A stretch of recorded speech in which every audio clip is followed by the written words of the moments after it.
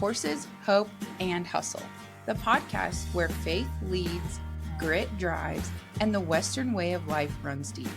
I'm your host, Crystal Show, wife, horsewoman, entrepreneur, and believer that God doesn't waste the hard stuff. Around here, we talk real stories, big dreams, and the kind of hustle that's rooted in hope. So pull your hat down, pour that coffee, and let's ride.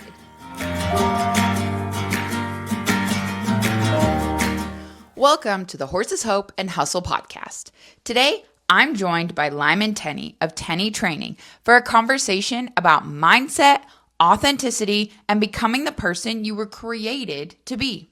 We're diving into the Tenney Training method, the role faith plays in performance, and why your mental game impacts far more than just the arena. If you're looking to grow, compete at a higher level, or simply better understand yourself, this episode's for you. Let's get into it. Well, for our listeners, I'm very excited to have Lyman Tenney of Tenney Training here with me today. I really wanted to have you on as a guest, Lyman, because as we talked about earlier, my husband is going through your program, and to see firsthand the results of this has been incredible. So I'm like, we have to have you on. So thank you so much for taking the time to be here and share with our listeners. I appreciate the invite. It's always good to spread the message of greatness. Mm-hmm. And Brian is doing an awesome job with the information that we're giving him. He's putting it into practice, and I'm glad you're seeing a change because I see it. I'm like, yeah, big things.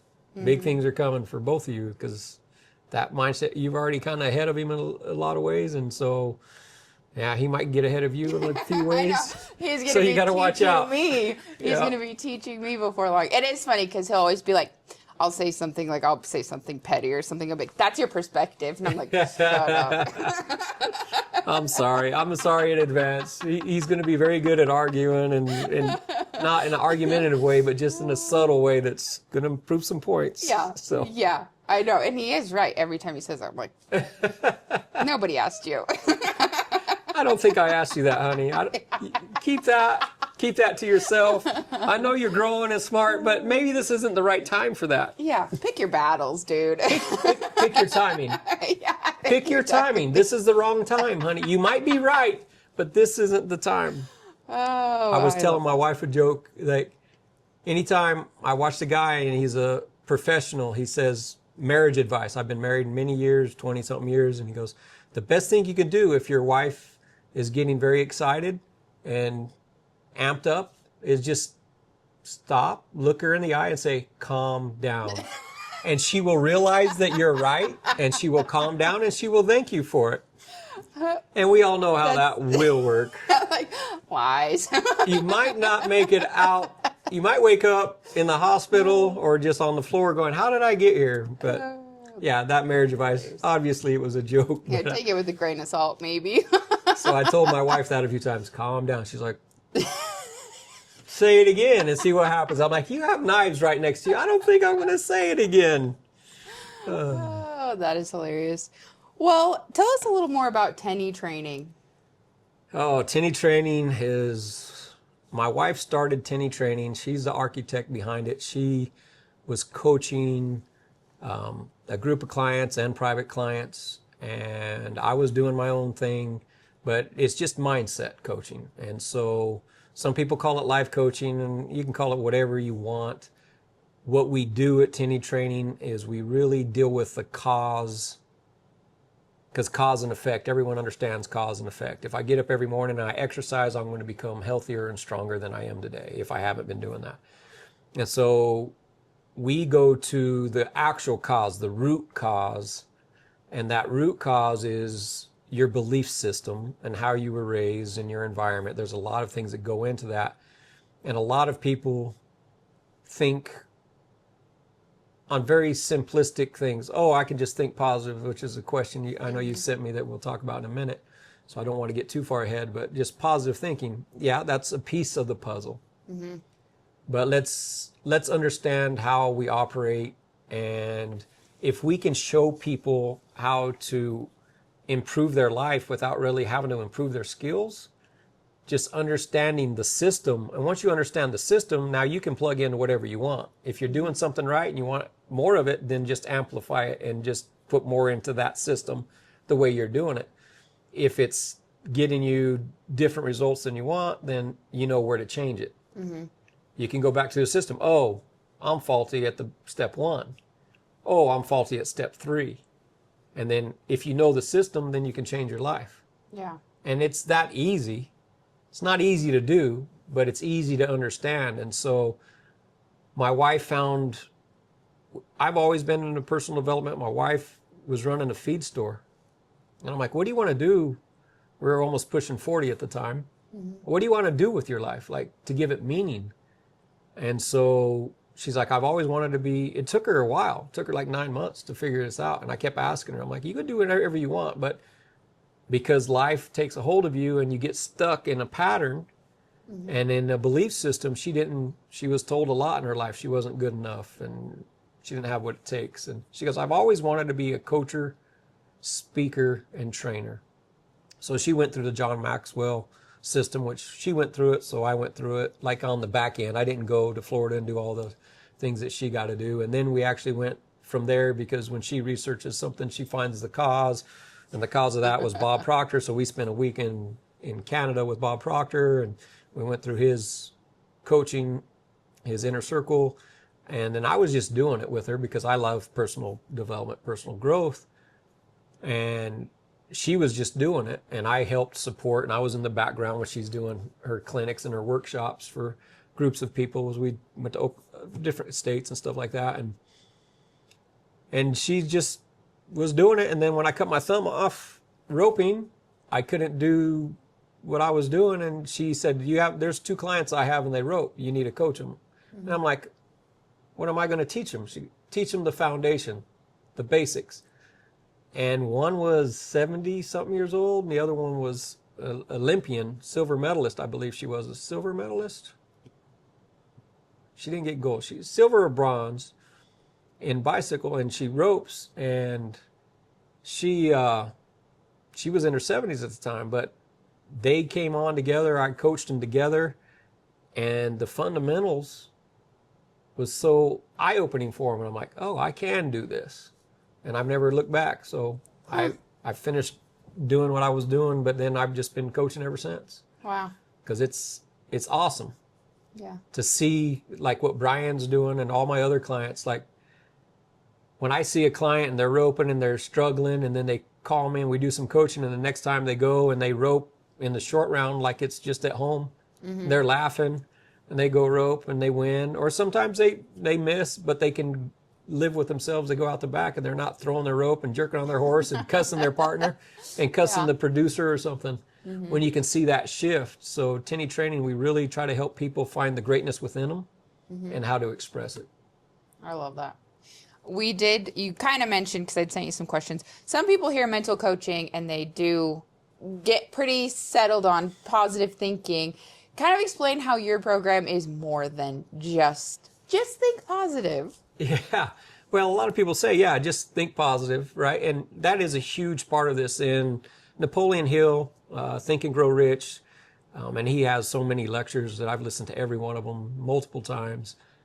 And he calls it PMA. Also, another guy, Earl Nightingale. These are the 2 people who started personal development way back in 50s, early 60s. And so these guys are accredited for the personal development world. And PMA, a positive mental attitude. Now, it's vitally important to think positively when you can, but it's just one piece of the puzzle. So what we do that is so valuable for our clients is we teach them a system. There's an operating system. It's just like gravity works. Anything heavier than air goes towards the center of the earth.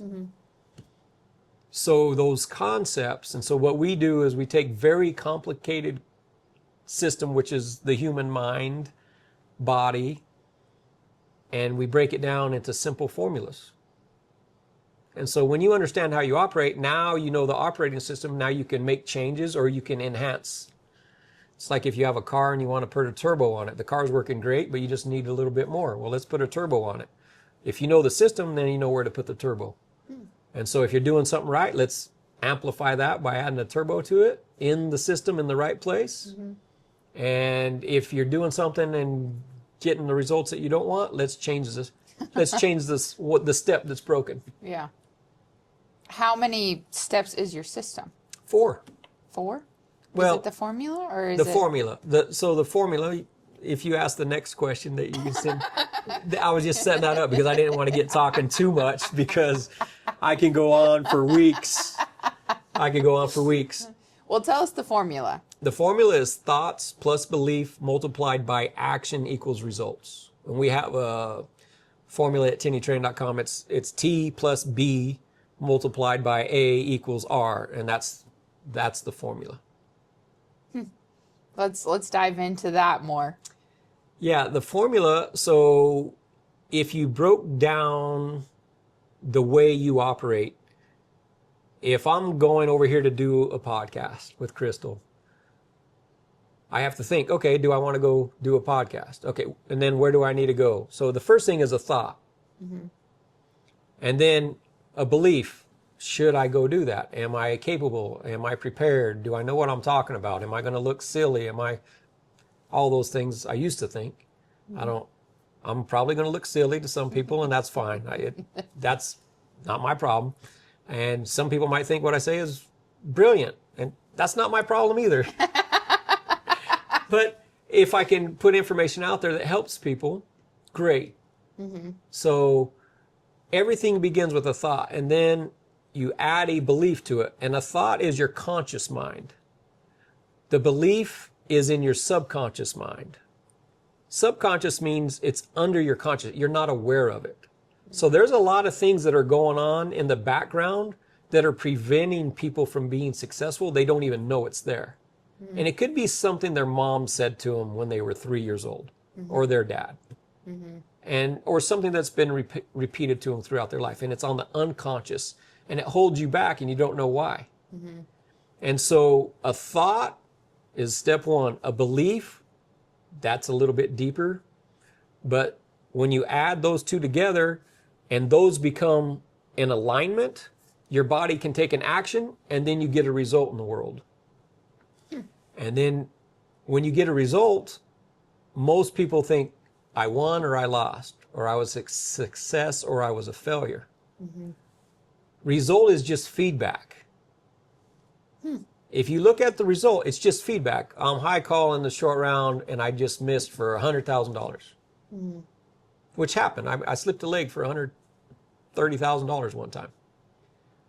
And there's reasons for it, but it's just the way it was. Yeah. That's exactly what happened. And we placed the last hole in incentive or something. Instead of winning 100 something, we split 5,400. Was that a disappointment? That would have crushed me with my old way of thinking. Because I was so results oriented that the results is what I identified with. That's who I am. I'm good enough if I win. The fact of the matter is, whether I won the 130,000 or I won nothing, I still had to go unsaddle my horse, water my horse, feed my horse, go to where I was staying, and then go home the next day. And then my life was still going to continue. Yeah. But I used to carry things around for decades. All the problems, I just packed them on my back. And so then when I failed what I thought was failure, you carry all that around with you, and that's where this idea of pressure comes in. When the moment is there, is if you just went somewhere and you're like, hey, try this. And you tried throwing a basketball in a hoop for the first time. And like, hey, just try it for fun. And you just do it. You either do it or you don't. It's no big deal. It's not going to make a huge impact on your life. Now I say, make this shot for $1 million in front of 10 million people. Changes a little bit. Well, it's the same thing. Yeah. But it's the way you thought about it and all the stuff on the unconscious in that belief system. You start having that self-doubt, that worry, and that fear of all kinds of things, depending on how you were programmed when you were a kid. And so thoughts plus belief, that belief comes down to your belief system. Your identity is another way of saying it. whether you believe you're good enough to or not to. And so there's a thought, but that belief has to match. And a lot of times we have a thought, oh, like this would be good to do as a business. And you have the ability to do it, but you're like, but someone else could do it. Because you don't have that belief. Because if I screw up, I'll look bad. You have some kind of fear, and you don't believe in yourself, so you never take the action. So the first step is a thought, second step is a belief, and it's self-belief. And this is where we teach people is once you learn that you are more capable of way more than you can even dream of, you can tap into that instead of letting the past experiences dictate your future. And that's what we do. We're on this cycle. And so a thought plus a belief, once those are in alignment, your body takes an action, and then you get the result of feedback. And if you take it as feedback and not as identity, results are feedback. They're not who you are. Because I lost that one time, am I a loser? No, I lost that at that roping. Yeah. I'm not a loser because I won the jackpot before. Yeah. And I won one a week ago. Even though I lost 5 times or 10 times in between, I still win sometimes.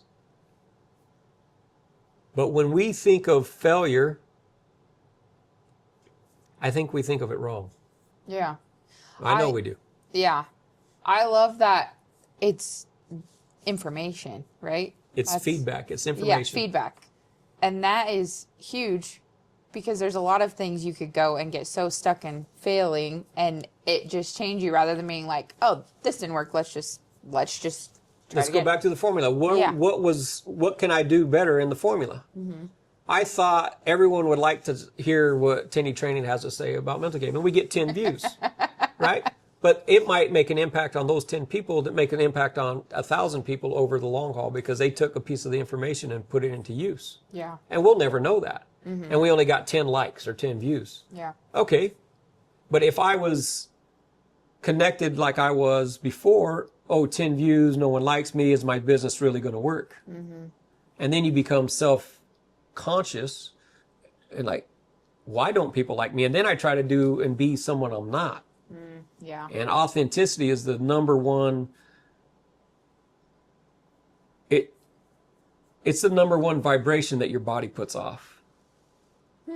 I thought it would be love, and all the study and research that I've done, I thought love had the highest frequency, the highest vibration frequency that can be measured through a lot of different devices nowadays. But Curleon photography was one they did a long time ago where it could read energy coming from your brain, and whenever you come together in a group, how it grows and gets bigger, and you can see it's kind of like a color cloud, and they call it aura, but it's like this could read the energy levels, and it's really cool. You can look it up on the internet and see how it works, but you get a group together and it becomes bigger. And then individual, if they're thinking lowly thoughts, it's very dim, dark, and if they're excited and happy, it gets bigger and brighter, and it impacts more area around them.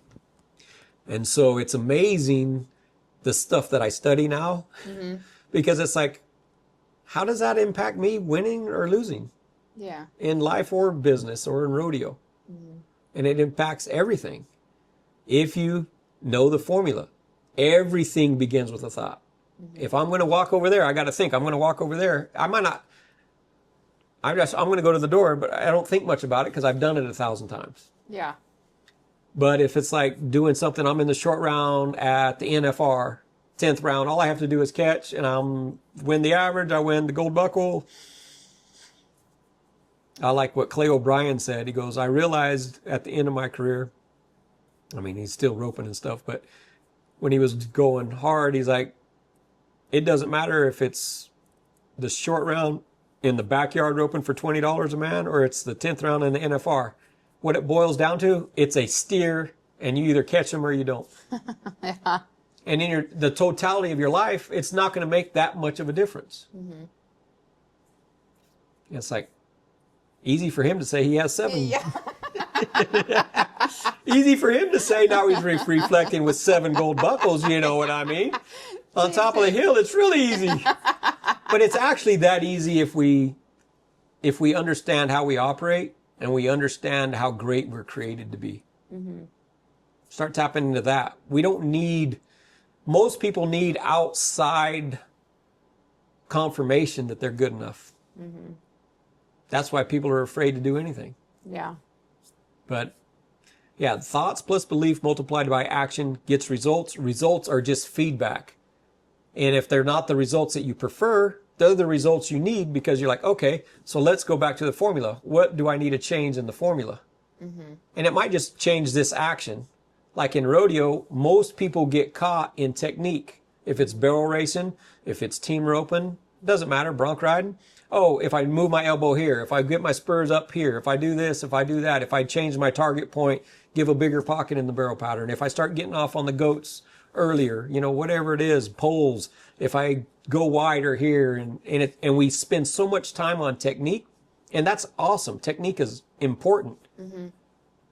But the one thing you'll know about champions is they all have a little different technique. There's no one technique that's superior. In running, the athletes that are running in the Olympics and things of that nature, there might be an ultimate way to run as a human being, but everyone's built a little bit differently, and they all have their own little style. And it's just like, it's the belief. When you go back to the belief, it's the belief that I can get this done no matter what my style is. Believing in my style that works for me, finding what works for you. And that's why that result is feedback. If you think this is working for you, but you're not getting the results you want, maybe we need to change a technique. Yeah. But maybe it's not the technique. Maybe the technique is great. Like a lot of people come to me and they're like, I catch everything in practice. Practice is easy. I'm the champion of the world in practice. I go to the competition and it's a whole different person. Yeah. So it's not the technique at all. Now we got to go back in the step. It's the belief system. There's something wrong with the belief system or the thoughts. What is it? The thoughts created the belief system. But once you have a belief system, which is your subconscious programming, which most people, I didn't until I was almost 40, we don't understand the subconscious mind and the conscious mind and how they operate together and how to change something. It takes a lot longer to create a program in the subconscious mind. Consciously, I can just go from negative to positive in a split second.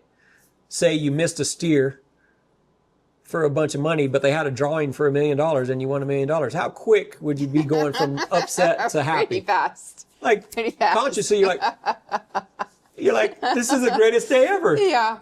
And it's like, but wait, a split second ago, you were wanting to quit rodeo and do all the things. Now you won $1 million, you got a new rig and a new horse you're buying and you're ready to go pro. Yeah. I mean, 10 minutes ago, I was talking you off the ledge. Yeah. And it's like, but they called your name to win that $1 million. And because we put so much value on things, and this is how we're programmed from when we're babies. All advertising, all TV, all people around us. It's good when you do this, Crystal. When you do this, you're bad.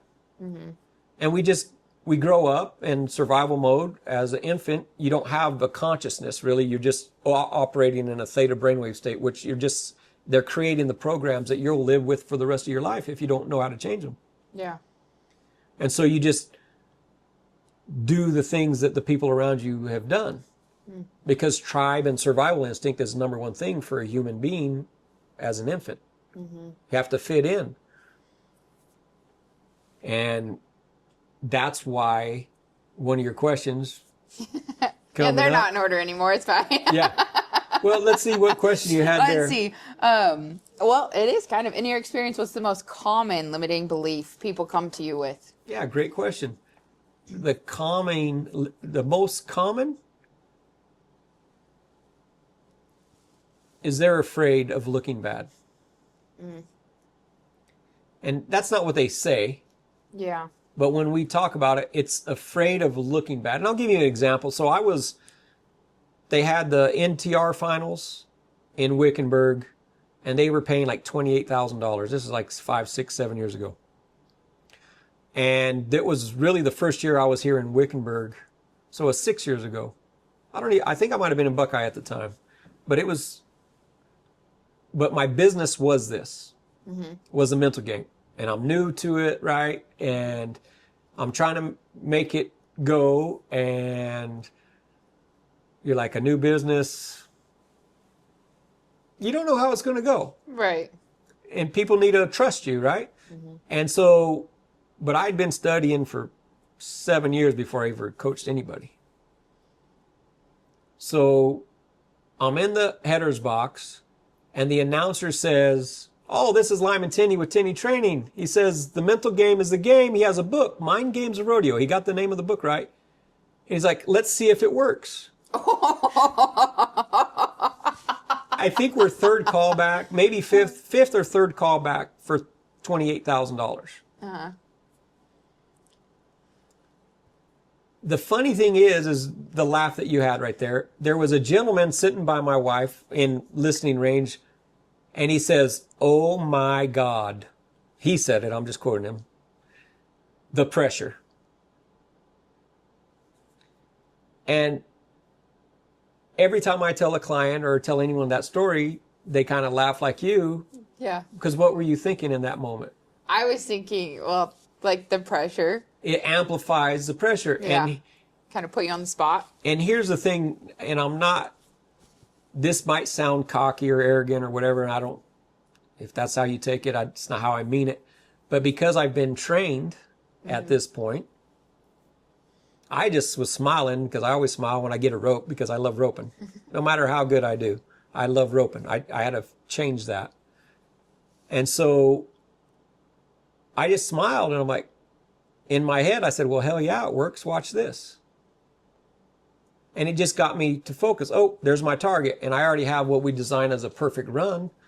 And I'm either going to catch him or I'm not. Yeah. It doesn't make the mental game work or not if I win or lose here. Like, I'm still going to coach people. I'm still going to be an effective coach.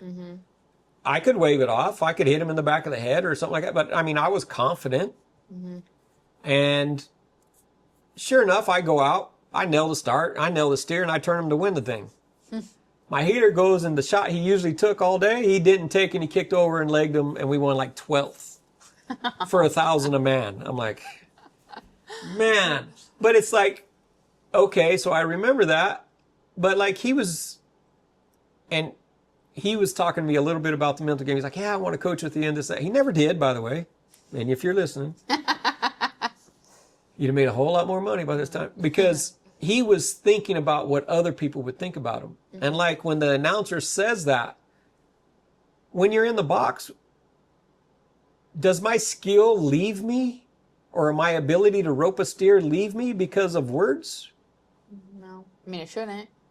It physically, mentally, it can. Yeah. Mentally, it can impact your performance, because, oh my gosh, what are they thinking? Oh my gosh, what will they think? I mean, that week, I think Speed Williams, 8-time world champion, and his son Gabe, I ride in the box, and they're at their horses sniffing my horse's butt in the head box. And I just looked, I smiled at them. I've never met either one of them. Yeah. And I seen him, I looked, oh, that's Speed. Oh, that's his son Gabe. Oh, yeah. And they were getting ready to rope, and they opened on the next rope or something. I think it was a 14 or 15 I was in. And my old programming, my old view of life would be like, oh man, they're going to watch me, and I want them to like me, and I want them to be a part of their, I don't know them well enough to know if I want to be a part of their life or not. Yeah. A guy that has 8 gold buckles, I'm not saying he's a good guy or a bad guy. I don't know. He might be the type of guy I don't want anything to do with, except I might like his talent, and I can respect his talent. But if you really understand the people, but we have a need to get approval. And if someone who's doing better than us has a gold buckle or something, I talked to this guy and I talked to that, heck, I don't know Speed and Gabe. And if I do, great. It doesn't, we're all just equal. Now, some people have more gold buckles. Some people have more bank account, more dollars. Some people have more horses, more profit. But if you want those things, there's a way to get them. And they can show you the way. And they might be a good reference point. But you don't have to feel less than somebody because they have things that you want. Yeah. But we're always, our whole life, as we've been programmed, just like in the school system, because my wife had taught a lot of schools from kindergarten to college, but I went through the school system. When you're a freshman, what are you? The bottom. The bottom. Picking order. And you're a senior? You're the top. You're the top. For a year. And then you go to college. Back to the bottom. Back to the bottom. If you do it in elementary school, kindergarten, bottom. 4th, 5th grade, whenever you go. Ours was 4th grade. You're the top, king of the playground. Go to 5th grade, you're the bottom. 8th grade, you're the top. Freshman, 9th grade, you're the bottom. Automatically, why do we file people in these categories? Oh, you're just a freshman. You're just a rookie. How about, wow, it's a pleasure meeting you. You're an amazing person, and let's see where we can go together. Yeah. If you're listening here, you probably know Horses, Hope, and Hustle is a podcast.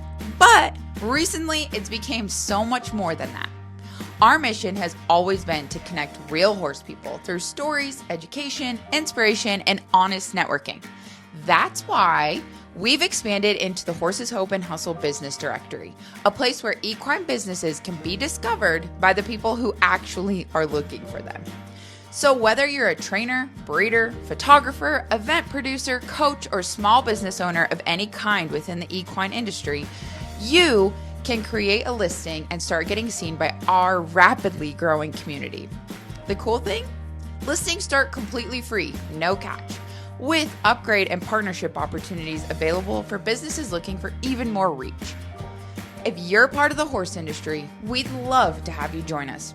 Visit horseshopeandhustle.com and become part of a community built by horse people for horse people.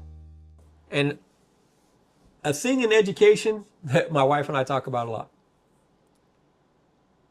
They ask the wrong question. They ask you, are you smart? And here's the standards.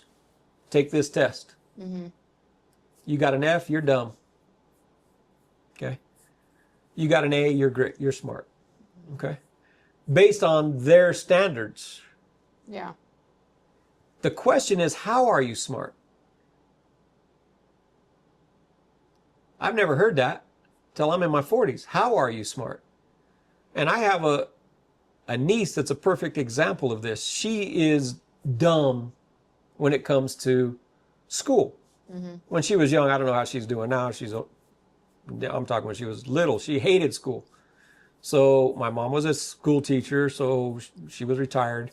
So she helped her and tutored her a bunch. But the school didn't make sense to her. Mm-hmm. But if you talk to my niece at 8 years old, she has 2 older brothers. And they're ranch kids.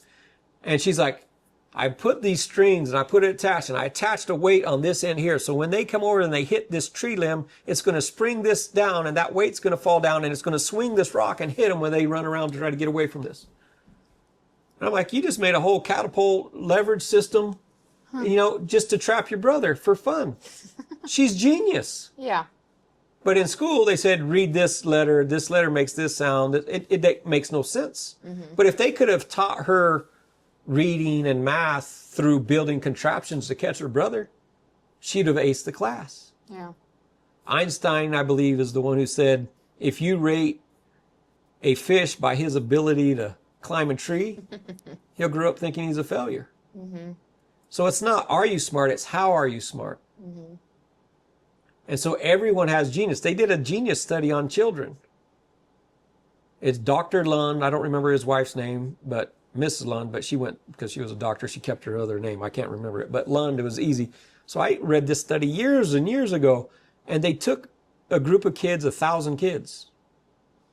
And because they were tasked with, where does genius come from? And they were working with NASA. And they wanted to know, because they want to recruit geniuses, and they want to know where to go. So he went and they did a test, and a divergent test for all these NASA people. And they all, like 80-something% of the people who worked at NASA scored genius level.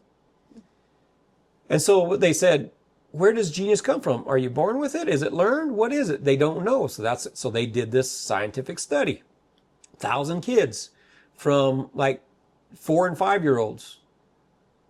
They dumbed down the test where they could understand it in plain language, but it's coming with many solutions to solve one simple problem, basically, is the easiest way to explain the test. And so the questions would ask them things to use their mind and how they can solve situation and come up with multiple ways to do it. So how many out of the 1,000 do you think scored genius from 4 and 5-year-olds? Probably not many. Probably not many. Yeah, that's what most people think. I think it was 87%. Really? I know it was 87%. So they go, oh my goodness, isn't this interesting? 87% of them, 4 and 5-year-olds scored like NASA. And NASA was like 83 or something percent, or might have been close to 87%. But most of them at NASA were geniuses. So then they said, we got to follow this study up. So 5 years later, they're taking 9 and 10-year-olds. They do the same test. What do you think the results were? I feel like it might have got worse as they got older, but I don't know. I was wrong on the first guess. Well, you're right on the second. But why do you think they got worse? Because the system was telling them how to think. Look how genius you are. See how smart you are? You got the first one wrong because it's just new information. Mm-hmm. But did that make you less of a person? No. No, I got that wrong. Okay, great. That's good feedback information. Yeah. But now I'm learning. So I just learned something. So I'm way better ahead than I was a minute ago. Yeah. And instead of like, oh, I look stupid. No, I shouldn't have done an interview with this guy. And, is someone not going to believe in me because of this? Well, if they do, then you don't want them anyway. Mm-hmm. If people are that looking for just something, an excuse, they're going to find it. Yeah. Nothing I can do about it. But so then they did it 5 more years, right? So we're talking 14 years old and 15-year-old. Mm-hmm. And you're right. It went down. I went down in a 60%, like 63% or something. So it went down because the world is like, you're only smart if you do this. Yeah. My way. Mm-hmm. And they tested badly in certain areas. That's why the question, are you smart? By whose standards? Yeah. What's the measurement? If I'm a fish and you're trying to get me to climb a tree, I'm going to be horrible. Yeah. I'm going to fail. And I'm going to grow up thinking I'm a failure based on your standards. Mm-hmm. But if you give me a swimming test, I win. Right. Holding in my breath test, I win. I'm a fish. Huh.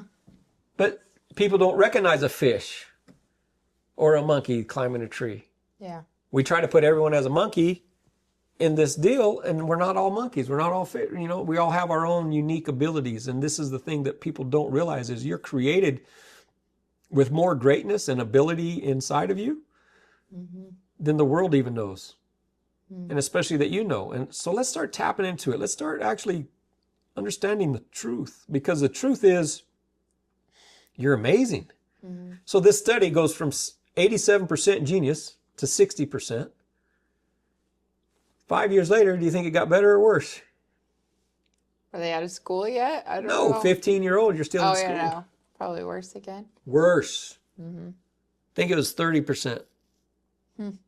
Like 32%. Dr. Lund, you can look up the study, Kids Genius. You can read the print, I read it. Then they did it 5 years later, 20. Some went to college, some didn't. 13%. So you take kids that are born natural geniuses, and the world tells you you're not good enough here, you're not good enough, you don't measure up here, you don't measure up here, and all TV advertisements. If you don't wear this hat, you're not a cowboy. If you don't have a collared shirt, you can't be a cowboy. And maybe that's true. I don't think it is, but I've known guys that were unique that wore tennis shoes, and they would cease to whoop your hiney in the roping competition in their tennis shoes on their horse. Well, they're no cowboy. They don't want to be a cowboy. They rope. Yeah. They're just roping feet. They're just roping horns. They don't care. Like, I'm here to take your money. I don't need to fit in with you. And everyone's like, oh, that guy, he's an oddball. Yeah, maybe he is. Maybe we're the oddballs. Who gets to decide? According to whose standards? Yeah. That is a good point. What is it that you talk about in your coaching? You're made perfect in God's image? Is that what it is? Perfectly made in the image of God. There you go. So everything that I do, goes back to the foundation and the fundamentals of the Bible. Now, and I've questioned it for years, and I'm still going to question it. I'm going to challenge the Bible and what it says in the Bible because I want to make sure it's accurate. I'm not afraid to question it. But every time I question it, I go out and I find the answer that it's absolute truth. Absolute truth is absolute truth. Elon Musk is a genius and the first trillionaire that we know of. I know there's a few others, but they're not on the books and brag about it. But he goes to first principles. I never heard of a first principle concept. In all the school and education I have, I never heard of first principles. If I did, it wasn't important and they didn't present it in a way that would. And what he's saying is, if I build something on a false premise, no matter how good the idea and how good it looks, it's going to fall. It's going to fail. So he's like, I break everything down is first principles. Is the foundation correct? Is it the truth? Or is it groupthink? And scientists, like, I'm not going to talk about global warming necessarily, but they say a high percentage of people agree that global warming. Okay, well, define global warming. Yeah. And is that a consensus? And is that science? You should always be able to test it and always prove it. And it might change from one year. Science will change from one year to the next. Like now they're quantum entanglement and quantum physics, and they're finding new things that the small doesn't work like the large, that they're discovering a whole new world, and everything goes on energy, and energy comes from what? Light. And they're proving more of God now in science than ever before, because now they're finally catching up to the depth, the true cause, the depthness, the things that they can't explain. And God's revealing himself through DNA, through all these numbers and systems, and it's absolute truth. So that's what Elon Musk does. He goes down to the foundation. If this is true, now we can build on it. And now if that's true, we can keep building. And that's true, we keep building. And it's going to work. Yeah. If you go to the foundational truth. And so what we do is based in that. And so thoughts, in the Bible, it says, take every thought captive. The life, the power of life and death is in the tongue. Thought plus belief, because by the time it goes through your head and you believe it, and that's when you start speaking. You speak your beliefs. So those two things are right in the Bible. And then you reap what you sow. Action, results. That's our formula. Yeah. It's foundational truth. So it's nothing we created. We created the formula to simplify it. Thoughts plus beliefs multiplied by action. My wife came up with it. And it's like, but does that go with the principles, the foundation principles of life? Yes. Absolute truth? Yes. Oh. How are you smart? Oh. I'm smart. I just haven't found the way necessary that I'm smart. I know some people that can build things, but they can't read a dictionary. Yeah. But they can build anything. So they're smart in looking at something. Oh, I can build you that. See it? Yep. And they just go do it. They don't need to explain it to anybody else. And do they need to read to do that? Would it help? Maybe. I don't know. It might confuse them more. Because in the world where we teach people to read and write and sit up straight and do these things, and this is the way you act in front of these people, this is the way you act, that's where authenticity comes from. And that's what we try to coach, is to people to find their genuine, authentic self. Because if you can find who you really are, who you were created to be, because God created you in his image, but you and I don't look alike. Yeah. But we think image is just physical. It's the spirit that comes through this physical being.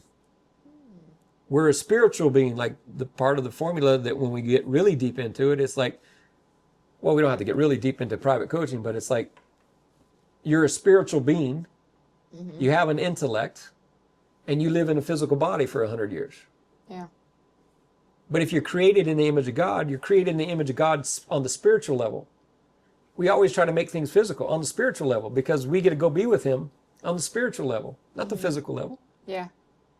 We get a new body and when you go there, or whatever you want to believe on the afterlife, but it's like, but it's a spirit. for eternity. You're an immortal being.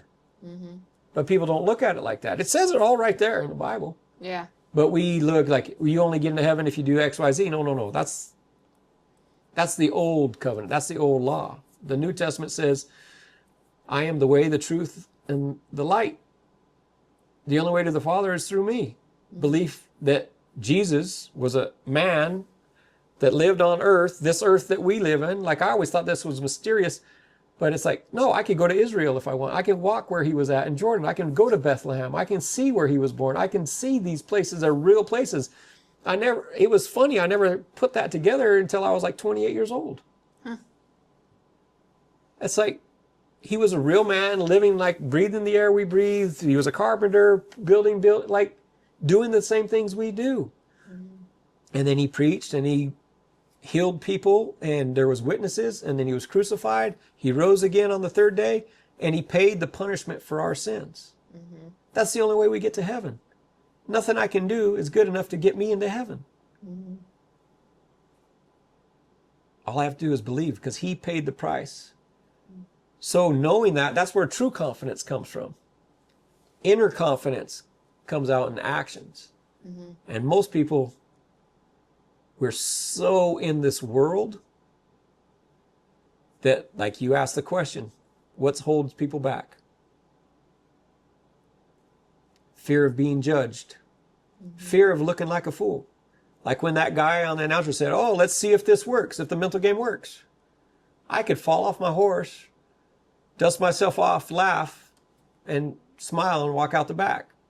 And I guess it didn't work. I had a guy, T. Woolman, I roped a leg on a steer, and he goes, that mental game didn't work there. And I'd never met T. Woolman. I consider him a friend now. But I said, that was a physical game, T. I didn't know who it was. I go, that was a physical game. I said, but who are you? And he's like, I'm T, because I recognize his face from magazines and stuff like that, but I'd never met the guy.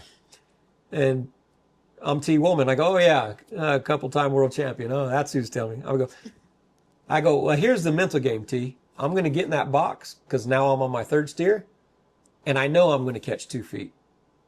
It doesn't matter what just now happened. Yeah. I said, that was a physical game. I just didn't throw a very good loop, but I was there. Everything was right. I just didn't execute the physical game right. I said, but the mental game is I'm back into that box knowing I'm going to catch 2 feet on the next one. And I don't remember if I did or didn't, but it was the confidence I have.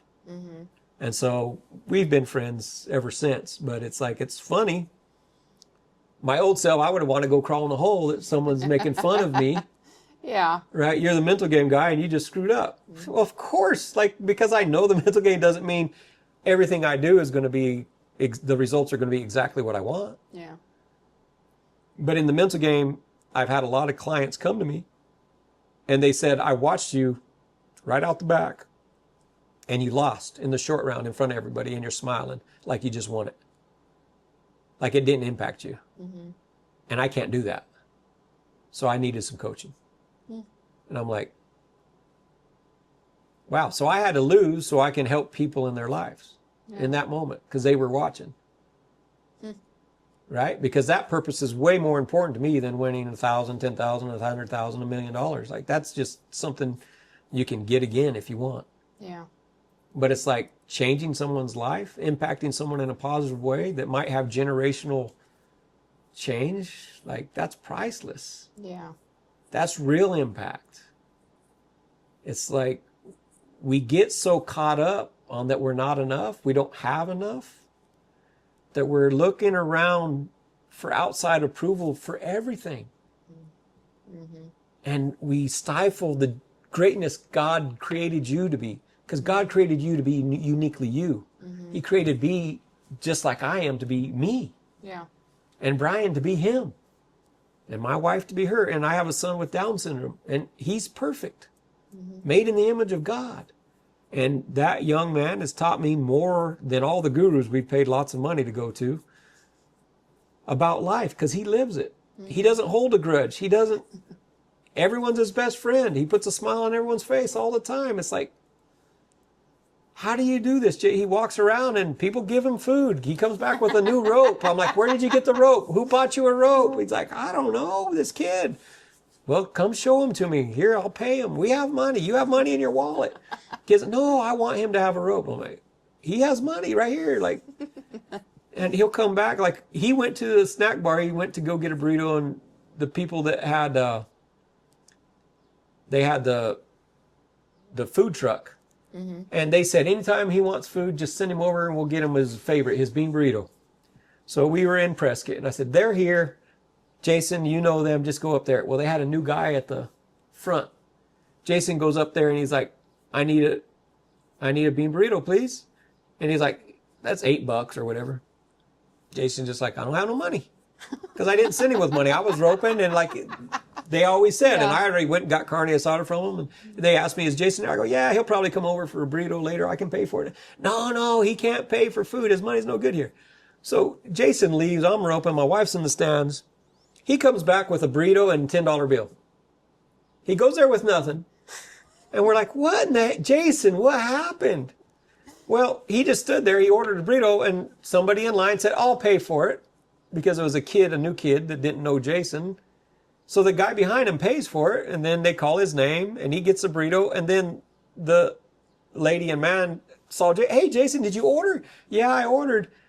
And they asked the kid, did you charge him? We don't charge him. He's like, yeah, I charge him. Oh, here, Jason, here's your money back. I'm like, only this kid can leave, come back with a burrito and cash, and everyone's happy. That's hilarious. I mean, it's crazy. But he's genius in his simplicity. He'll tell you what he wants. Yeah. He's not afraid to ask what he wants. He's like, can I have ice cream, Dad? No, we just had I want ice cream. We're not having ice cream. Dad, I really want ice cream. We're not having ice cream. But he's going to ask. Yeah. And in the Bible it says, ask and you shall receive. Knock and the door shall be open to you. But we're so afraid and we're so programmed. My parents were great, but they had limiting beliefs they didn't even know were operating. That's why it's subconscious. And your belief system is in your subconscious mind until you pull it up consciously and think about it. And we always had food. But good food, like sweets or anything, was food scarcity. Now, my parents didn't do this intentionally or anything like that. It's like we had horses, so we were lower middle income probably. And a lot of money goes to horses, right? Horses are expensive. And we had 4 kids, and we all rodeoed, right? And so there was always food, but like if my dad bought beef jerky from the packing house, the greatest beef jerky he ever had there in Wilcox, Arizona. And we'd all want, nope, you can have one if you do this, if you do that. And we'd try to make it go on. But it was limited. Ice cream, nope, you get 1 scoop. There's 4 kids and us, you get 1 scoop. So we try to sneak in there, maybe get another scoop at night or whatever. And if you get caught, you get in trouble. And I didn't realize this, but Jason used to bother me every time he asked me, well, did you put bacon in it? Did you put salt on it? He would ask me how, if I put all the favorite things for his food. And it used to, I'm like, why am I mad? Like, why does that upset me? And I couldn't figure it out for a little while. I'm like, because it's just an unconscious program. I'm just mad. Well, it's because when I was growing up, if I asked, what are we having for dinner? Doesn't matter, you're going to eat it. Yeah. Whatever we have, you're going to eat it and you're going to clean your plate. Or we're going to have this and that. Well, can I have? No, don't even ask. And it wasn't they were being mean or anything. That's just, that's what we had. And so I got taught not to ask for things I want. Jason's going to ask for things he wants till he dies. Because that's Jason. He doesn't have that filter, and it's a blessing. Because in the Bible it says, ask and you shall receive. Yeah. But we get so programmed, I didn't realize that I wasn't asking for things I truly wanted. That's a hard one to be so okay with, like, just openly asking. Yeah. Lord, I want an abundance of money. Oh, I'm selfish. If ever the people knew I wanted a bunch of money, what would they think of me? Oh my goodness. But it's like, but the Lord says it's all yours. The Lord's your Father.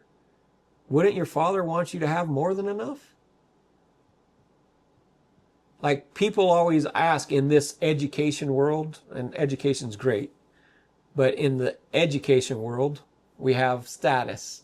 If you have a high school diploma, you'll make this much money. If you have an associate's degree, this much, a bachelor's degree, a master's degree, a PhD, double major, whatever. Like, you belong in this status.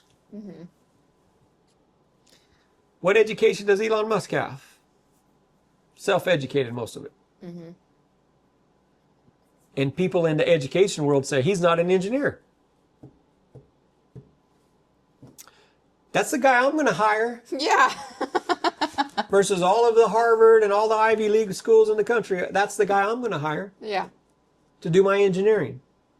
You think a piece of paper makes you good at this because you've been sold a lie. You think this group and this group, because you've been taught to put people in a category and judge them.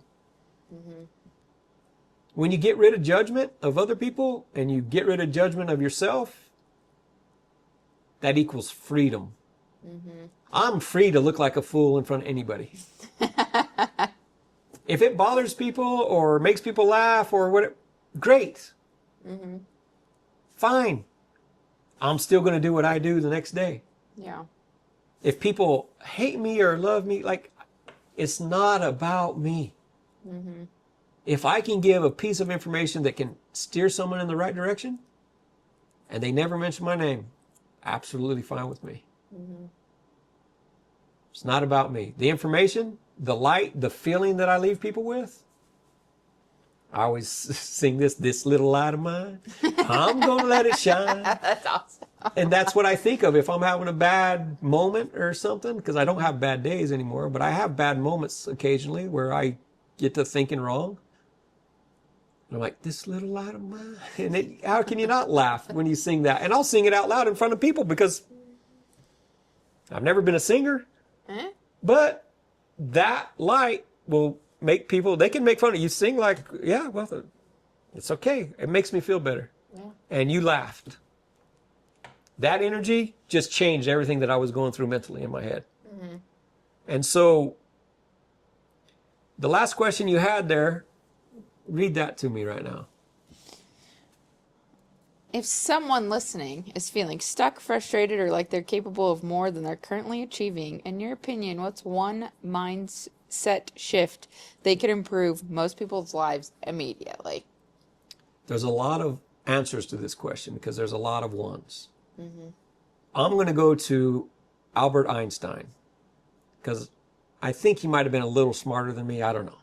I'm just kidding. He's a lot smarter than I am. And comparison is just a joke to me, so I'm not comparing. But he says there's one. This is Albert Einstein. This isn't me.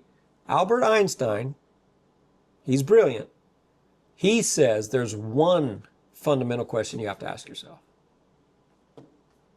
I never heard it for a long, long time. Do you know what the fundamental question? One, Albert Einstein. I don't know what it is. He says there's one fundamental question. Is this a friendly or a hostile universe? Ooh. That mindset shift, if you say it's hostile or if you say it's friendly, that shift, if you go from hostile to knowing, if you know it's friendly, there's no fear. You can fail. You can look silly doing something that you care about tremendously. That's the shift. That's a good one. Is to know that it's a friendly universe. When you fall down on your face in front of everybody, there's something great in that. There's something awesome in that. If you can look for the awesome in that, instead of, oh my gosh, I just fell on my face in front of 1 million people. Yeah. Can failure be useful feedback if we stop making it personal? Yeah, it's feedback. Results are feedback. And the thing about failure is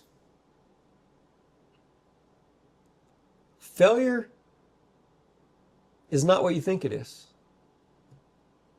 What is it?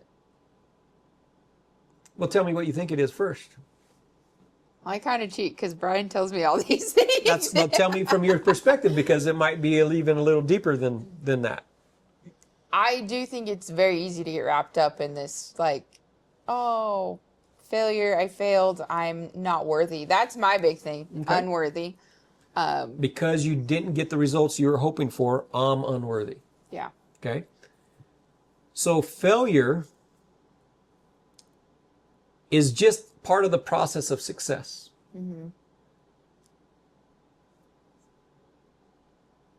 Trevor Brazile, 26-time gold buckle, king of the Cowboys, they call him.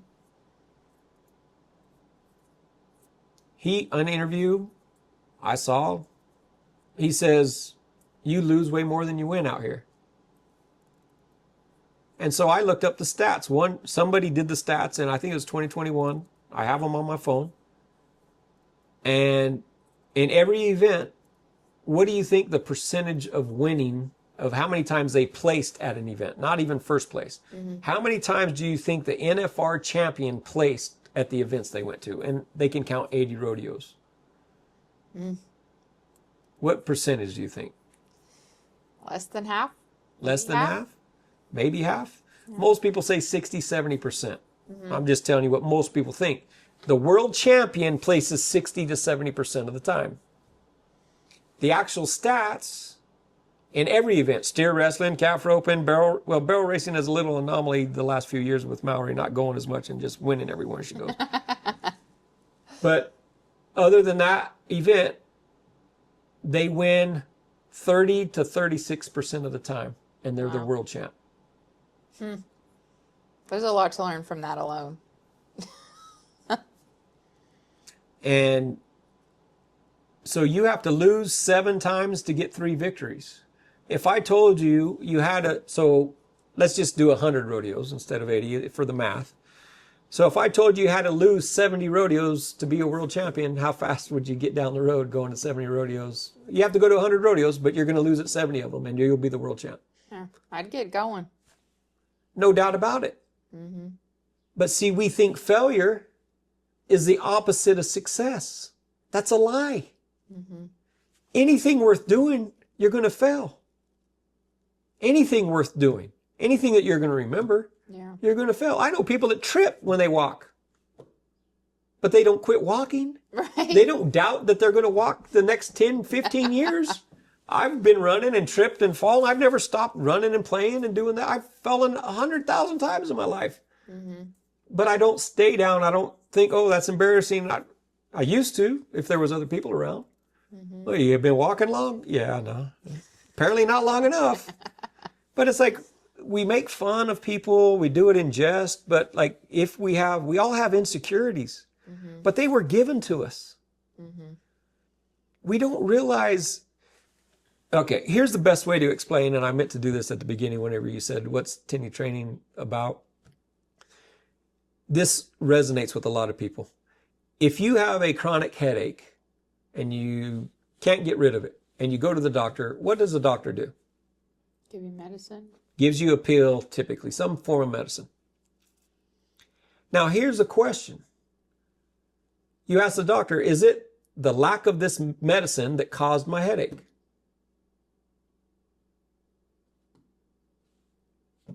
They're probably going to be like, no. It's not the lack of the medicine. Yeah. What does the medicine do?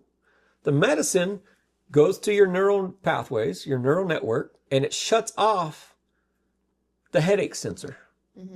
So the headache is still there, but you can't register it through your physical senses.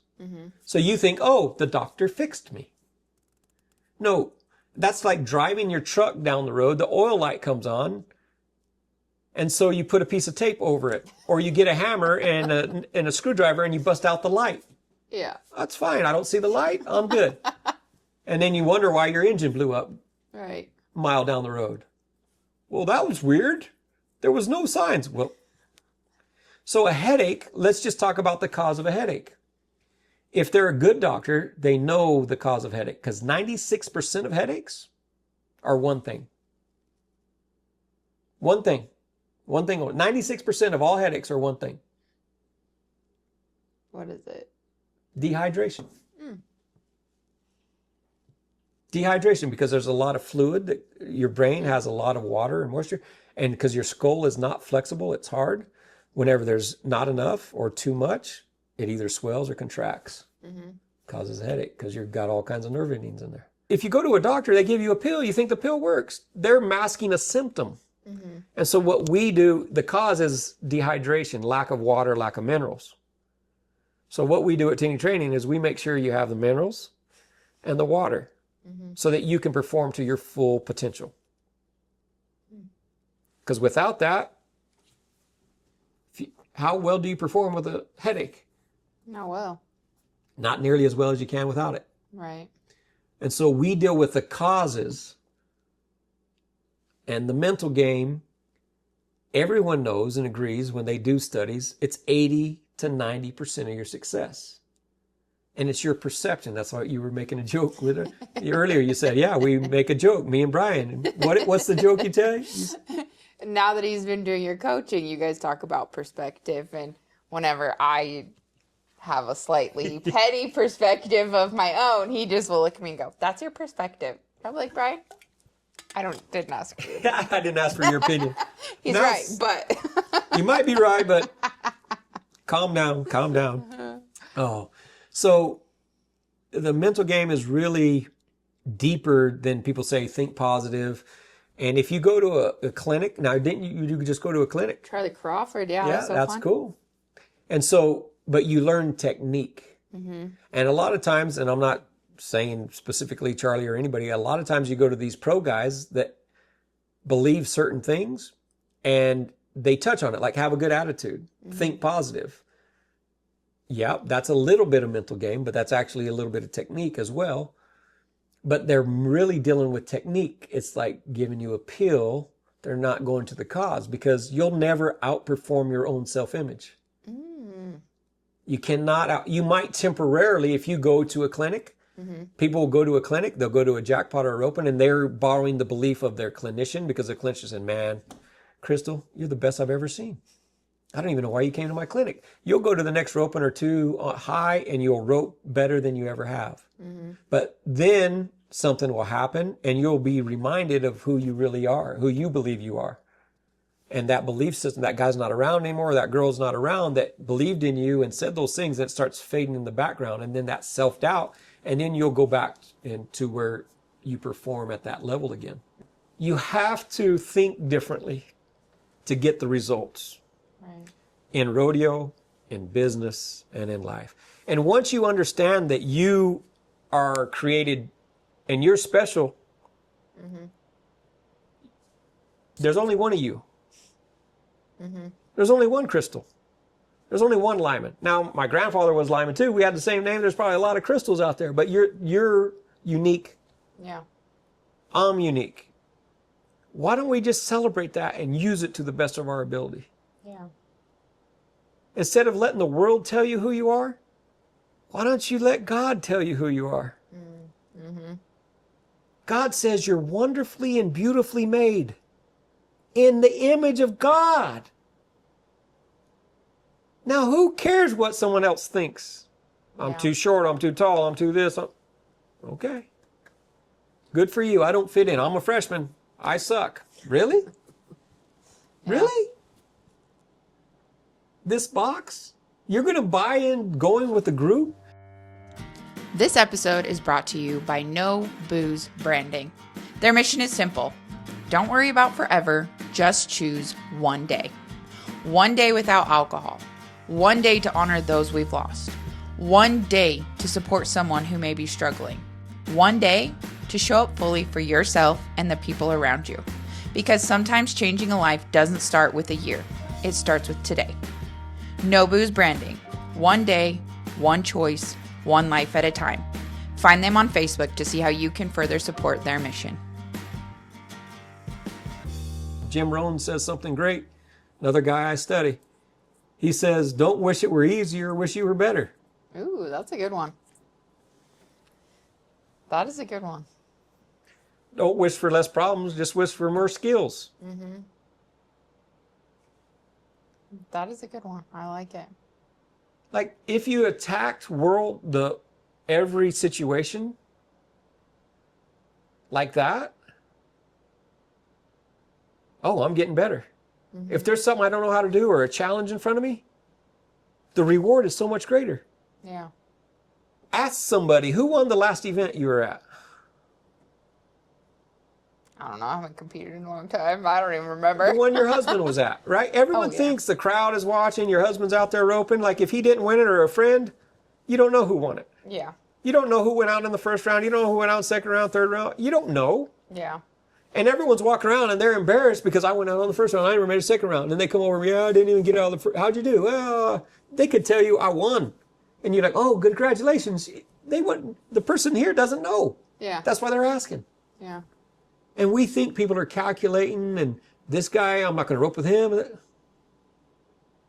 They're so concerned about what you think of them, they can't get out of their own way. We get trapped in a cycle of, oh, what do people think of me? I have to fit in over here. To thine own self be true, borrowed from the Bible, put in a great play, Shakespeare.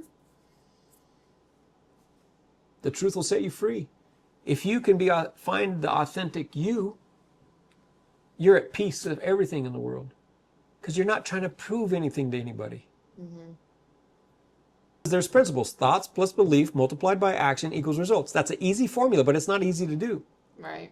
It's not easy to do because of the programming that's already in us. If there's any kids watching this, you can take them out of the room because I want to say something. I don't want to ruin Christmas for them. But pressure, I always compare it when I explain it a little bit more to my clients.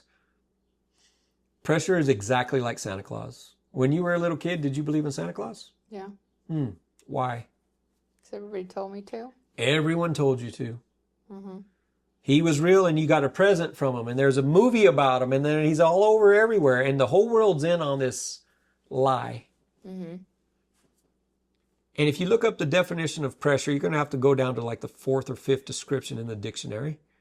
And it says pressure is a feeling that you have to accomplish something in a certain time frame. So what's the key word in that? The feeling? Ding, ding, ding. Genius again. Who knew we were speaking to a genius? You're welcome. I mean, I should be asking the questions. I'm going to stop. I've been talking the whole time because that's what I do. But it is a feeling. Whose feeling is it? That person's. Yours. Who's in charge of your feelings? You. You should be. Yeah. But what about the driver that cuts you off on the road? Who's in charge of your feelings then? Or when your husband says, calm down at the wrong time. Who's in charge of your feelings then? So we give our power, our own power, to somebody else.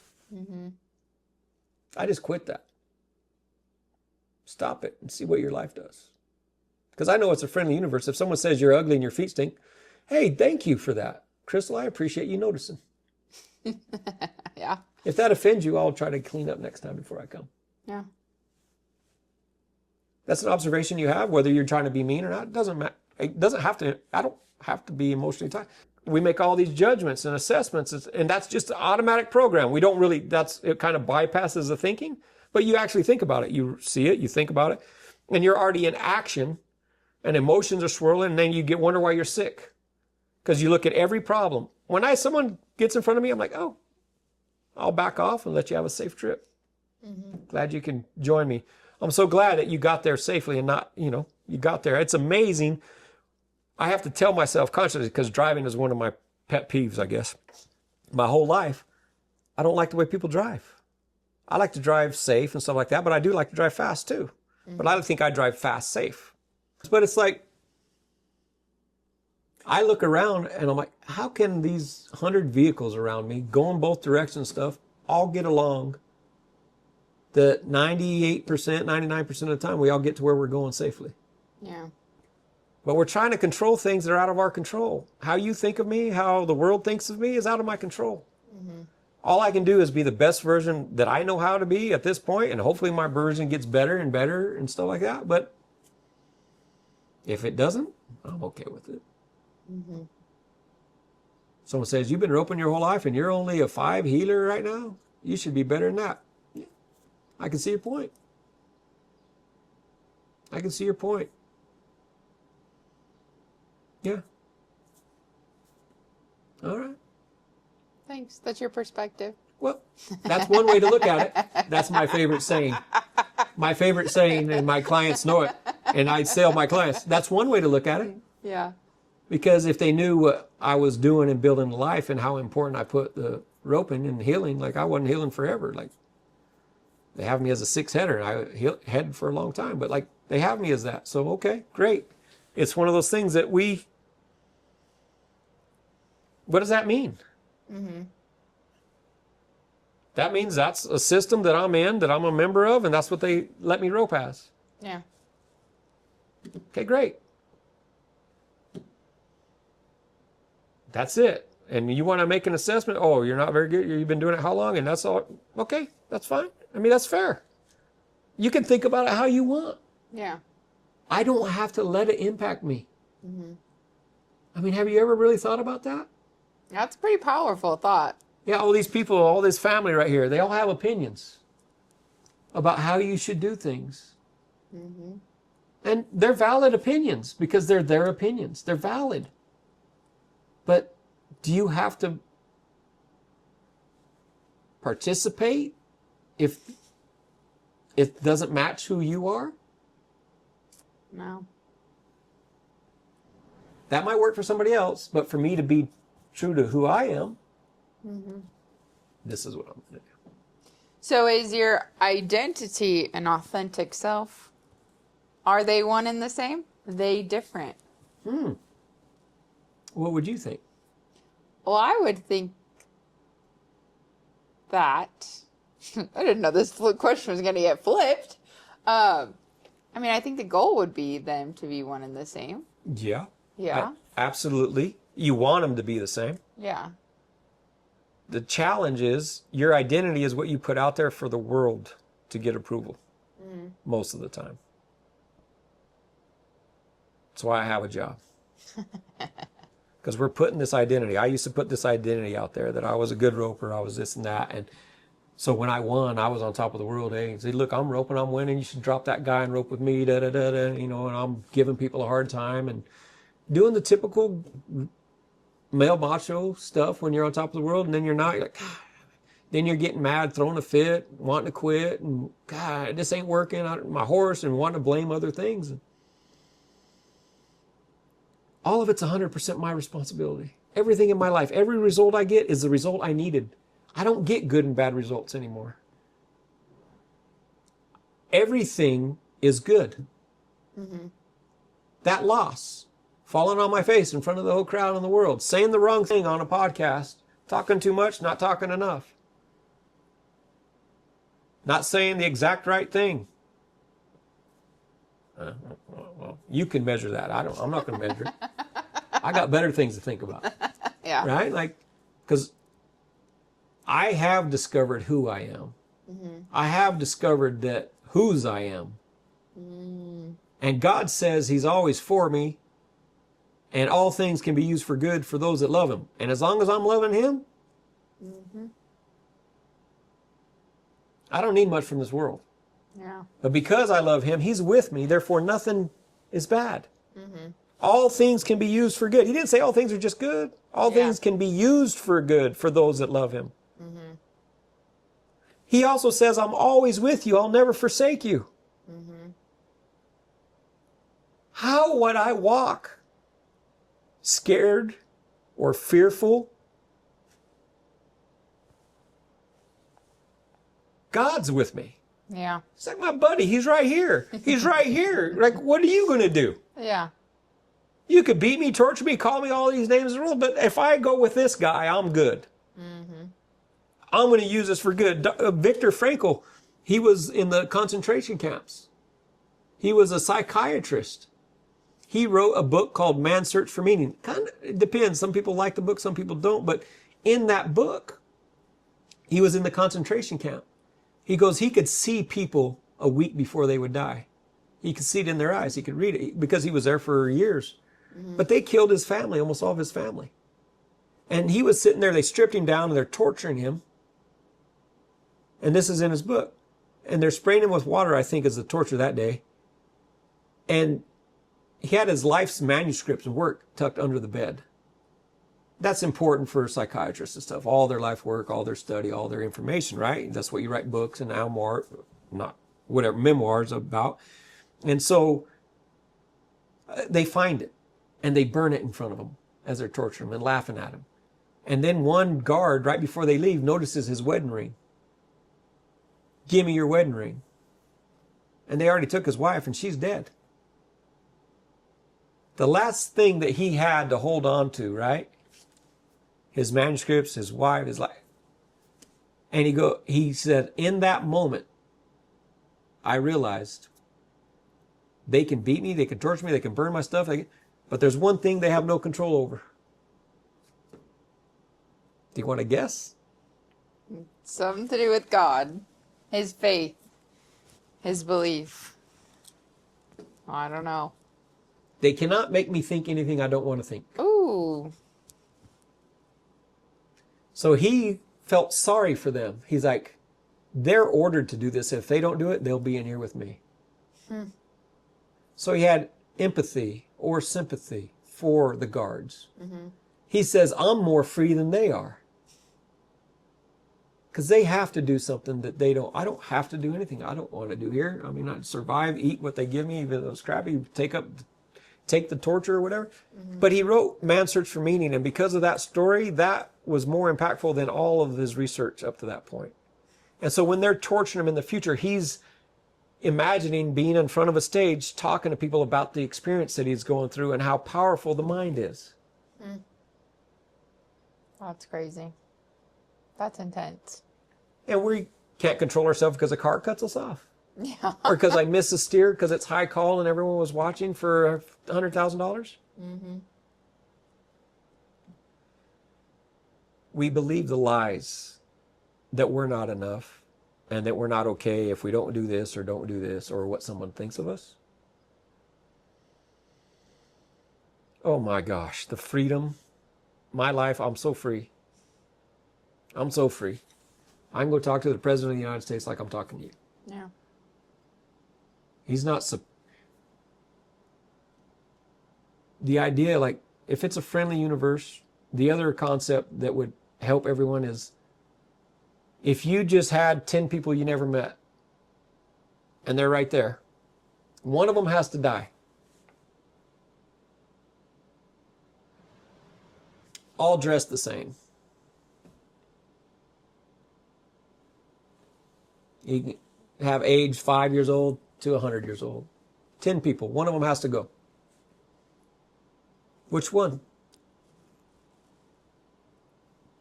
I don't know. Why not? I don't want to make that call. You kill one or all of them die? How do you decide? I don't know how you decide. Why is it hard to decide? Because it's not my life.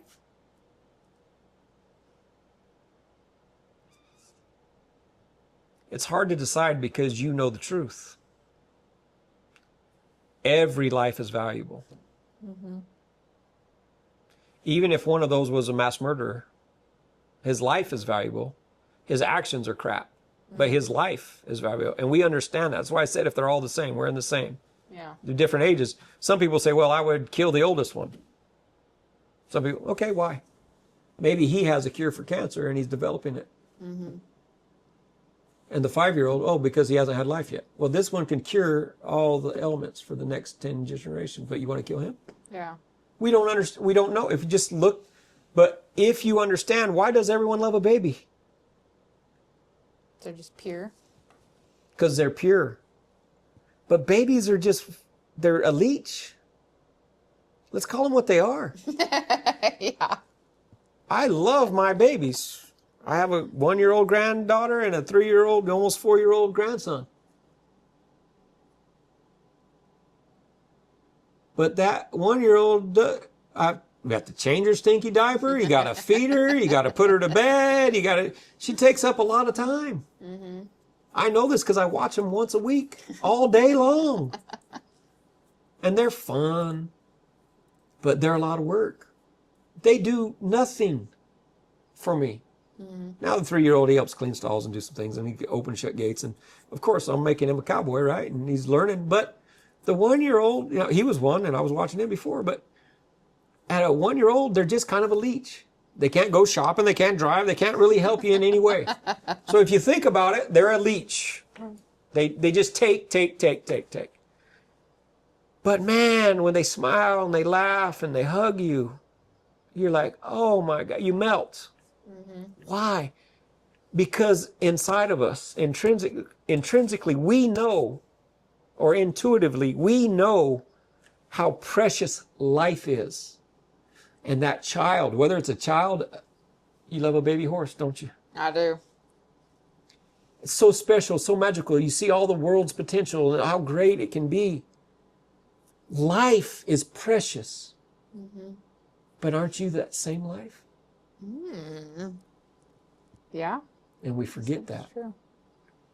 If we looked at ourselves like we do those precious horses, precious kids, precious child, precious dogs, whatever you're into, like, it's the life that we are connecting with. Mm-hmm. And we have lost it because the world says, you're a freshman, you only have this much in your bank account, so you're not as good as these people. Are you kidding me? Are you kidding me? You drive this kind of truck, so you're not as good as a person driving this. What is that? That's a bad measuring stick. Yeah. It's a horrible measuring stick. I feel good when I drive a new truck. Yeah, I do. Why? Because the world programmed me that that's a status. Mm-hmm. I'm the king if I got something new and you don't. Yeah. And depends on your programming. And your husband knows who I'm talking about. Like, sometimes we're uncomfortable with success. Mm-hmm. When we have more than people around us. Mm-hmm. We can feel guilty. That's conditioning. That's conditioning of the world. That's not God's deal. Yeah. God says you reap, you sow. You sow, you reap. Yeah. If you sow, you reap. A lot of people don't sow, so they don't reap. And why should we feel bad if they don't sow and we're sowing? Yeah. Because the world's programs us, well, you shouldn't have too much. Well, who says what's too much? Yeah. Elon Musk has $1 trillion. Some people hate him for that. He's greedy. He's this, that. I don't know. Is he? I don't know him. Yeah. What's his heart? What's he doing with I don't know. He's creating a lot of opportunity, a lot of jobs. I can look at it friendly or hostile. I think he's doing a lot of good. Could he do better? I guess. I don't have a clue. I don't know what he does. Mm-hmm. I don't have time to understand everything that he does. Mm-hmm. Even people you think you know, you don't truly know. You don't know their thoughts when they go to bed. You don't know what they're going through. You don't truly know somebody. And maybe I'll end it here because you said perspective, and we could go on for days. I'm sorry, it probably went longer than you thought. But your perspective of life is unique only to you. Mm-hmm. No one's lived your life. Yeah. You can have a twin sister and live in the same household, and the way your perspectives are, they'll be similar, but they're not exactly the same. Yeah. You will see the same thing and you'll see it differently. The story that I usually tell, it's pretty general, is 2 sons. They grow up, they're a year apart, and they have an alcoholic father. One son grows up and he's a successful businessman.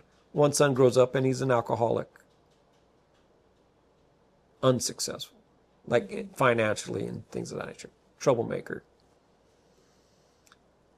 They interview both of them. They interview the alcoholic son. Why are you like this? Because I watched my dad. Makes sense. They interviewed the other son who's successful and doesn't drink. Why are you like this? Because I watched my dad. Your perception, your perspective of life is unique only to you. And you get to take, it's just information. We think success is just the win. But you have to have 7 losses for 3 wins. Right. If you're a world champion, which means if you're not a world champion, you got to have 8, 9, or 10 losses. Have a lot more, yeah. And if you can't get used to that, you'll have these ups and downs that are unnecessary because the ups and downs don't make it any better. Yeah. But if you can go to the system, thoughts plus belief multiplied by action equals results. Okay, how do I get better results? I'll give you one example. In team roping world, you're starting a team rope. If you cannot increase your skill, let's just say you're physically at the best you can be physically, right? And you're not winning. What's one thing that anybody could do in team roping to increase their odds of winning? Change their mindset, I guess. Change their mindset. Let's say you already changed your mindset. Well, you got to buy a new rope. You have to try that first, New right? rope, yeah. New rope always works. I'm It learning always- that in the team roping world. Yeah, if the rope doesn't catch, it's the rope's fault. Yeah, first and foremost, new Yeah, rope. new rope every time. Maybe a new brand. Maybe. Yeah. So here's one thing that people overlook, and it's in business and in life. When you're in a team roping event and you're counting on a team in business or in team roping, it's just 2 people. To increase your odds, you have to call the best ropers and ask them to rope. But if you feel like you're less than somebody else in that, maybe you're a 3 and you're asking a 7 to rope and a 10. But you notice they rope with these other people all the time, and those other people are winning. Well, they're winning because they have this partner, and you're not winning, and maybe you've missed a couple in front of them, and we play all these games in our head. But it's like, if you don't call, what's the answer? It's always no if you don't. If you don't ask, you can't receive. But one thing that team ropers don't do is call people to ask to rope. I can tell you 95% of all my clients feel bad about trying to call somebody. Why do I win quite a bit? I win maybe a little more than my fair share. I call all the best ropers. If I see someone roping good, I don't say, oh my gosh, they're undernumbered. I go, oh my gosh, that guy ropes good. I wonder if I can rope with him. And because I head and heel, I'm like, that guy rides a good horse. That guy wins all the time. Who is he? How are you doing? My name's Lyman. Do you have a phone number? I'd like to rope with you sometime. Where are you from? How long are you here? Because I live in Wickenburg. Everyone comes to Wickenburg to rope. Yeah. So I'm like, are you down? And usually I meet people in Wickenburg, but I go to Texas, I rope other places. But if I see a good roper, I go introduce myself. Yeah. So my odds went up. My skill didn't go up at all. Yeah. Because I've been running a business, doing other things, and practice very little. But I'm like, if I'm entered, I need a win. I need the best chance to win. Go with the people who are riding good horses and catch all the time. I don't have to get any better. That's a good point. I have to be brave enough to hear no. And if you tell me no, you're winning everything. Crystal, will you rope with me? No, I got him. Right? Oh, you already got him. If you don't have them, Crystal, you let me know. I'd like to be on the list. Here's my phone number. Yeah. See you at the roping. Hey, how are you doing? Does the partner show up? Yep, they're going to be here. All right. I'm just here. I'm here when you're ready. If something happens, you let me know. Here's my phone number. Yeah. And if they say, no, I don't want to rope with you, you're not good enough. Okay. Thanks for that information. I appreciate it. I'll quit bothering you. Then I go to the next person who's just, right? Yeah. The next person that catches, I'm going to ask them, and I'm going to put it out there. I might be a fool for a while. But when that guy says yes, and then we win, all of a sudden I look like a genius. Yeah. But we're so afraid of being told no. Like, I'm less of a person because you won't rope with me. Maybe you don't, like, there's 1,000 reasons why people tell you no. Even the best ropers, might not have the money. They might be roping with these other guys because they're paying their fees. Yeah. They might just not want to rope with you because they don't know you. But once you ask them, they're going to start watching. So you got to be okay with that. You can increase your odds of winning.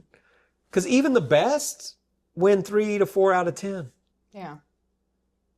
So if you want to get closer to that, increase your odds by the things that you can do if you don't have time to work. Like some people just, I don't have any time. I'm working, I do this, I do that. I don't have time to work on my craft. Okay? Understandable. When there's not enough time in the day, there is a limited time in a day. There's sunlight and this and that and lights. And if you have to work and you make a living and do all, yes. But what can you do? You can visualize. You can do all the things that we would go over in private coaching and stuff. And I'm going to plug something here because you said a lot of ladies watch and they have kids. We have brands and blueprints at TenneyTraining.com. It is for high schoolers, it's our curriculum for homeschool. Oh, that's cool. All of our foundation principles are in this curriculum.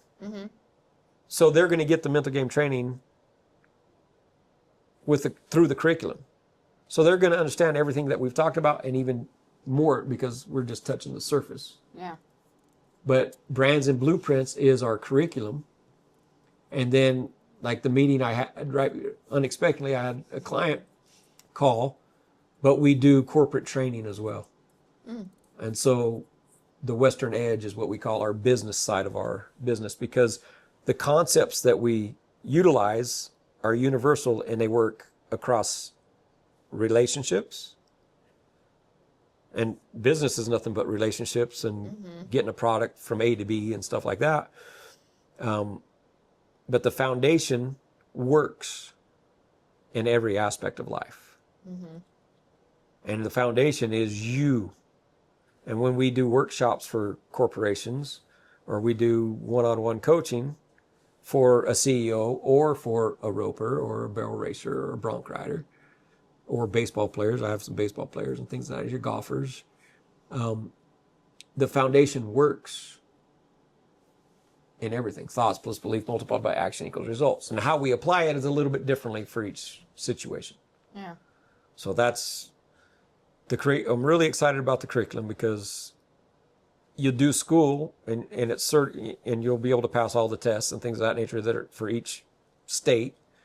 But you're learning that mental game side of it. Yeah. That we didn't learn. That's huge. We didn't learn that in school. Yeah. No one asked you who you are. No. Well, my name's Lyman Tenney. Okay. Who are you? Well, I rope, I play sports. You're telling me what you do, but who are you? We don't have time to get into that. But like if you don't know who you are, it's hard to be your authentic self, right? If you're not comfortable being you, Yeah. you're not authentic. If I let people sway me into how I talk or how I act, am I being myself? I can be jokingly and mimic some people, but if I just change my whole personality to fit in, Yeah. am I actually living to my greatest life? My authentic self? I can't say because I don't know every situation and what people are going through. And maybe you are a natural chameleon and that's your gift. So I'm not going to say, Yeah. but most of the time it's trying to fit in. Trying to get outside approval because we don't approve of ourselves. And that's why we need to discover who we are, whose we are. And when we know that God is always for you and nothing can come against you, like, what can you do with that knowledge? You do a lot with it. Whatever you want. Yeah. Anything you want. I coach. People ask me, what do you do for a living? That's it? You coach people? Yeah, I'm a coach. I'm a mental game specialist, is my title. But I coach people. Businesses, individual people. Doesn't matter. Teams, groups. The system works. I know it personally because I changed the system for me. Yeah. And my whole life has changed. I get in the short round and they can say whatever they want. Yeah. I'm just going to go do what I know how to do. And it's either going to work or it's not. Yep. I had a guy ask me, he goes, I've been following you for free because we do Mental Game Mondays, Technique Tuesday at TenneyTraining.com on Facebook. So take the free information. It's good. He's like, I've been watching you. And he's like, I just kind of started roping. And he's like, how do you deal with that? And I just missed one in the short round. I was healing. I just missed one. Okay? Doesn't matter why. My old self would need to explain that this happened. No, I just missed. I screwed up. Yeah. So the guy goes, how do you deal with that? I go, deal with what? And he points out in the arena, and I'm just unstitching my horse. I go, well, you didn't ask me that on the first steer that got away today. How do I deal with it? Right? Did you see the first round, the first steer? Same thing happened. Mm-hmm. You didn't ask me, how do I deal with that? But you're asking me now, right? He's like, yeah, how do you deal with it? And I'm like, I don't. What's there to deal with? Yeah. It happened. It's over there. It's done. I caught some steers today. I missed some steers today. Mm-hmm. I missed that steer to win the roping. How do you deal with that? I don't. What's there to deal with? Right. I lost. I'm not a loser. I lost today. Yeah. I missed a steer. I had missed one earlier, but you didn't ask me about that one. Right? Because you put more emphasis on the game-winning shot. Mm-hmm. I don't. I catch steers, and I don't. Mm-hmm. It's that simple. There's nothing else to it. Sometimes they pay me for catching steers. Sometimes they don't. Yeah. But guess what? I said, I don't have to deal with that, because what I have to deal with now is this horse is thirsty and I need to unsaddle her and I need to groom her, let her know she did a good job, need to take her home, and I need to feed her and the other horses. And then I'm going to get up tomorrow and there's another roping. And I'm going to go there and I'm going to rope every steer that I can, the best of my ability, and we'll see what happens. Mm-hmm. He's looking at me like, oh, okay, thank you. But like, how do you deal with it? What do you mean? What's there to deal with? Right. It's not a problem. I was there. I gave myself opportunity. I didn't capitalize on it. Mm-hmm. I screwed up. Okay. Used to carry that around with me. Mm-hmm. Like my Santa Claus bag, that Santa Claus is real and so is pressure. Yeah. If you believe in it, it's real. Yeah. I don't believe in it anymore. I get in the box. Can I do what I'm about to do? Can I score? Can I ride? Can I rope? Mm-hmm. Mm-hmm. I can do that. So what's there to be nervous about? I don't know if this is a good steer or a bad steer. He's just a steer. I don't know what he's going to do. Mm-hmm. My job is to ride wherever he's at, get in the best position I can, and rope him. And I'll either do it or I won't. It's that simple. Tomorrow's not going to change because of that. Right. And if it's $100,000 and I catch him, I still have to feed my horses. Yeah. I still have to do these things. But now I have to go collect the money. Yeah. So what a pain in the butt it is to win. Extra step. Extra step. But it's worth it. It's not a pain at all. Because that's what we're there for. But see, these ideas and concepts, we don't think them through. Right. So we could talk about it all day. I know it's almost 5 o'clock. Yeah, we've been here a hot minute. But I guess to wrap things up, if people are interested, where can they find you? TenneyTraining.com. Perfect. TENNEY. Training. Can't spell training. No. Google it. Google it. But yeah, TenneyTraining.com. And we do free Mental Game Monday. So today's Monday. So I'll be doing that tonight. Well, I'll do it since I'm dressed up now. There you go. I'll do it before I go out and feed and do some other things. So I'll do a Mental Game Monday here in about the next hour. And then we do Technique Tuesday. And those are just free on Facebook. But that gives you a little taste. But if you're really interested in changing your life, private coaching, it's like even you, like, you know, Brian's going through coaching and he can teach you what from his perspective. But like my perspective of doing and studying for 12 years and 13 years now is like, and then coaching different, like you're way different than Brian. Yeah. So the approach is the information is going to be similar, but the way I present it, it's going to mean something more to you, to your perception. Yeah. And so everything we do, if you go through private coaching, we always do an interview process. And that's free. We do an interview to make sure we can help you with whatever it is you're looking for. So there's always an interview process. And we do have 2 openings available for private coaching. So that's open right now. So if you're interested, now's a good time to get in there. Because in the winter, we're usually backlogged a month or 2. Yeah. So, but yeah, TenneyTraining.com, and yeah, have my wife on. She's incredible. Yeah, I will. I definitely When you will. get back from Colorado. Yeah. Yeah, we gotta Just got unpacked. Now we got to pack. So You guys we are just live moving. an adventurous life.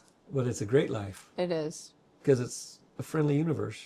That's right. Somebody, it was a whole thing. I won't go into too deep, but a gal, I got to buy my stallion's first foal because it was a whole, it was a God thing. It was, anyway, she came, I saw her today, and I was telling her, yeah, like we're getting ready to go to Colorado. We're taking all 9 head of horses to Colorado and a camper and all. And she just like looked at me, she's like, you're so lucky. You live such a cool life. And like, I'm not ungrateful, but I do like day to day, like this is our life. And that's just, and I just was like, you're right. Thank you for reminding me of that.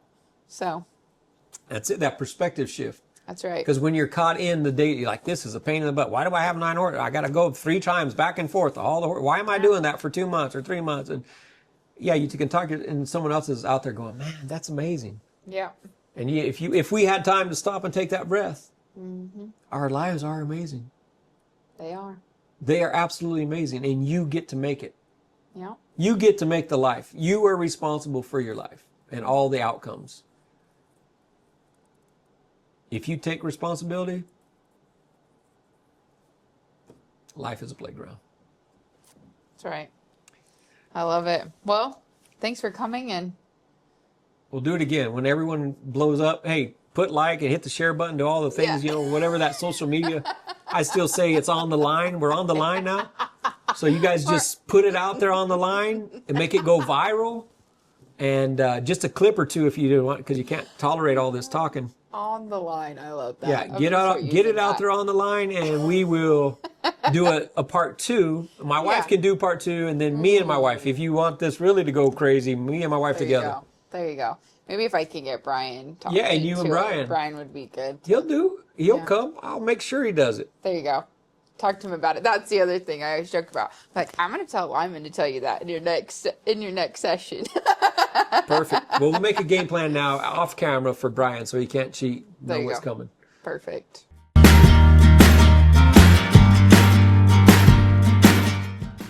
Thanks for riding along with me on Horses, Hope, and Hustle.